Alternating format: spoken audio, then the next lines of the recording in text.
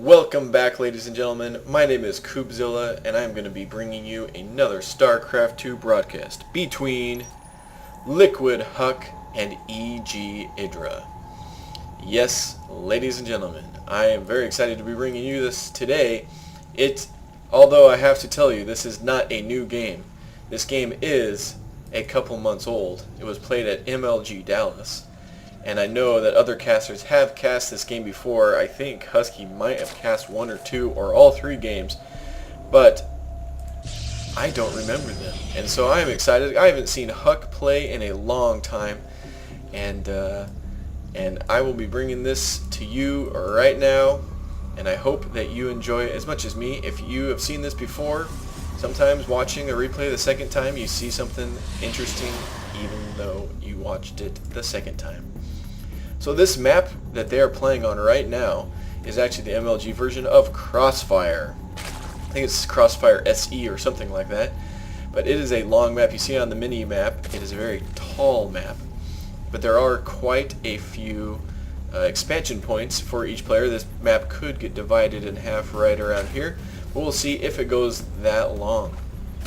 So Huck is down here getting his scout on. And Idra looks like he's going for a 15 pool. He might be going for a 15 gas as well, or he might be going for a 15 is his. I don't see a drone going for the expansion, so he might be going for a 15 gas. Looks like he's already at 16, so it can't be that. He is sending down two drones to ward off this pesky probe, and as the probe gets warded away, he does throw a pylon down. Prevent Idra from expanding even longer, as this drone will not be able to take that pylon out, and so he gives up and is going to return to the mineral line. And this probe is jobbed well done. I'm going to go back home. And as for Idra, he is barely coming up here to get his scout. It's a very long way to go, even though it seems like a small map because of the width is only this far across. And there is no zealot to protect the gateways, the gateway to the gateway so far, and he will know that Huck is going for double gas. He might have thrown that down just to prevent Idra from grabbing that gas and stealing it from him. And in the meantime, Idra was able to take that pylon out with the few lings that he has, 4 on the board, and his expansion is up and running.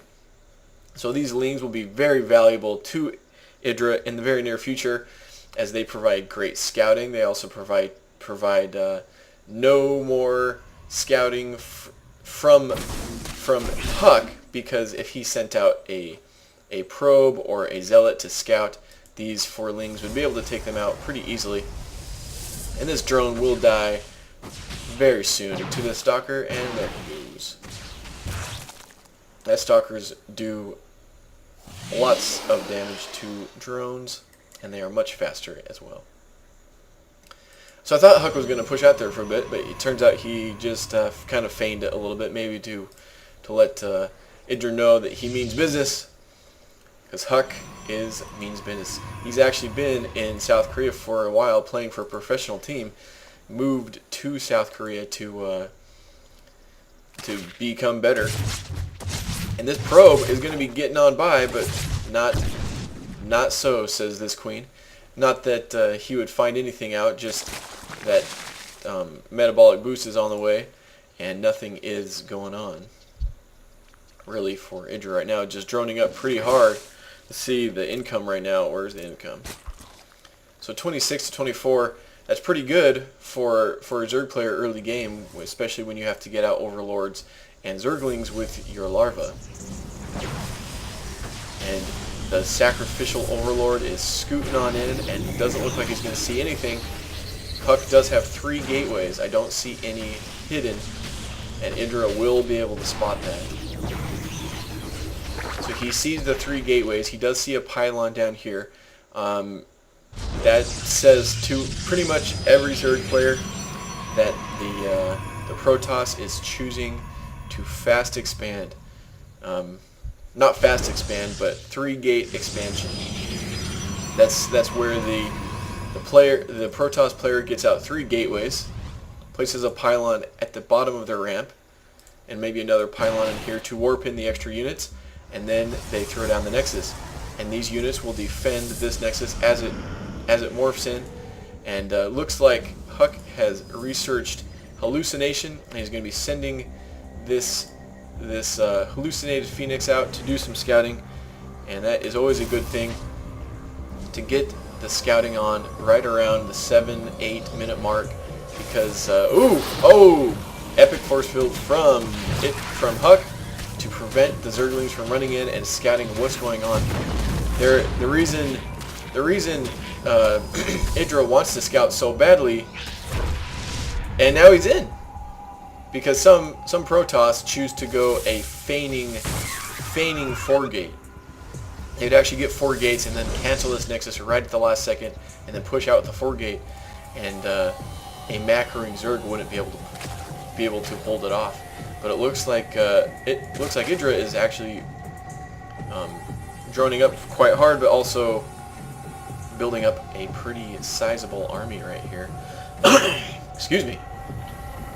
And Idra is ahead in the supply count with tunneling claws and burrow on the way. It looks like he might be using these roaches to maybe tunnel underneath force fields, or maybe tunnel into his base, or just do some pesky maneuvers. This will be very bad if Huck does not get out some sort of observer. These cannons will spot it though, so he can't do his pesky tunneling claws around these cannons. But he is oh, that's just the Lings. I thought, oh, there we go. There's the roaches. So the Lings are moving up over here, trying to get some flank attack going on, coming in from the top side. Not used to it. Force fields will be placed down. The Sentry does know what's going on, as both players have extremely high APM. You see right now they're at 200, which is just keyboard on fire. And these stalkers will ward those Lings away. And it's right around the 10-minute mark. Idra should be expanding, and there's his expansion. Wasn't paying attention. And Huck needs to expand as well to stay ahead of the Zerg. And he looks like he's a little bit supply blocked right now, so this observer is not going to be coming out in the near future, maybe as soon as this pylon is finished. And some more hallucinated Phoenix. Getting the scout on to know exactly what Idra is going. Also the unit composition.